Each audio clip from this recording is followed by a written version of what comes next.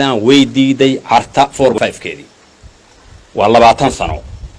لبدي دورشو ugu dambeysana garanto raas saxiixay inay tahay markii ugu dambeysay dood ka sareysana ma noqon karto midii ahayd banki moone Cabdiweli oo ugu dambeysay dooda meel ka weyn oo la gaarsiin karaa ma jirin meeshay tagtay bayna tagtay dawladda hadda joogto ay tahay inay 4.5 qabataana ee ka saartaana wax xaqiiqo dalkii kama ay saareen hawshiina lama qaban waxa muuqata in aan hawshii la qaban oo aysan maanta wax kale oo diyaarsan aysan jirin inagu shir baynu qabsanay shirweyne Puntland buu ahaa kii labaad oo lagu asaasay Puntland buu ahaa waxa ka soo baxday in aysan doorashada qof iyo cad aysan suurtagal ahayn sabab badan bayna u yeelay ha ugu weynaato midda ah in dastuuri laga dhigayo nidaamkii 4.5 ka ahaa awal political agreement-ga ahaa ee la isla hamaalin oo laga baxo waxa halka lagu raadinayay hadda in loo bedelay inuu dastuuri noqdo abadi noqdo waxay ka mid tahay sharciga doorashada taas qodobada ugu waaweyn ee ku didnay kamid ahayd kasoo dalka amniga iyo waxaan heshiis lagu ahayn iyo waxa soo kala jira waxa kale oo aynu soo jeedinay inaysan extension suurtagal ahayn bayna soo qaadan option waxaynu ka dhignay gogashan aynu ku fidanay gogashan wali lagu fariisan in la isla helo qaab Soomaalidu ay ugu heshiiso qaabkay ugu gudbin lahayd halka haday taagan tahay waxa looga gudbi karaa marka waxay ahayd maxaa la isugu iman karaa 4.5 ciidana ma jecla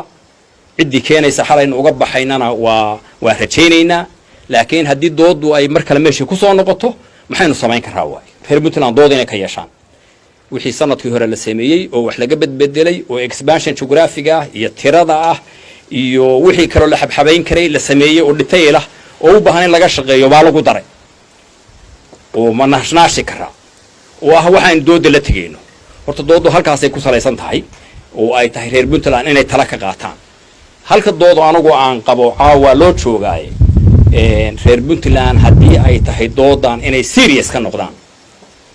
oo 12 aynu soo jeedino leena ka diiday oo la saxiixay oo 16 leena diiday oo la saxiixay oo xamar aynu tagnay oo hal guddi aynu weynay doorashada rag badan oo kamid halkaan waa ka qayb galeen miisaanka Puntland oo soo baxay 2016 miisaanka Puntland rasmiga ah baa ka soo baxay Soomaaliya zero influence baana sida Cabdiweli sheegay inta 4.5 joogana Puntland waa negligible tusaalayna ahayd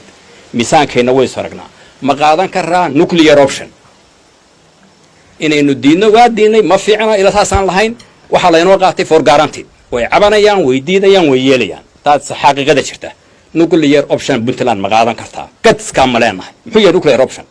على الأقل مثل فارح علي سوري oo ah haddii sanadkan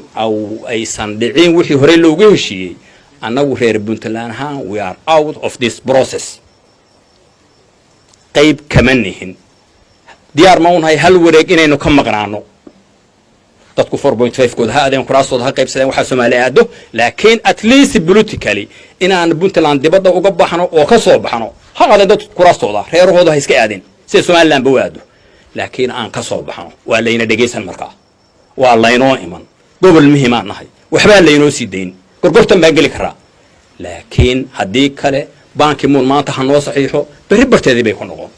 ana waxaan soo jeedinayaa wax kasoo soo jeedino inaynu fallback ama nuclear option ka aynu miiska dhigno laakiin ay naga dhibtahay hogaan bay u baahan tahay madaxweynahan awoodda waa la siiyay shirweynihii Puntland baa siiyay waxay u baahan tahay caawana shirki halka waa loo joogaa waxay u baahan tahay taa in la shirto waa mahadsantihiin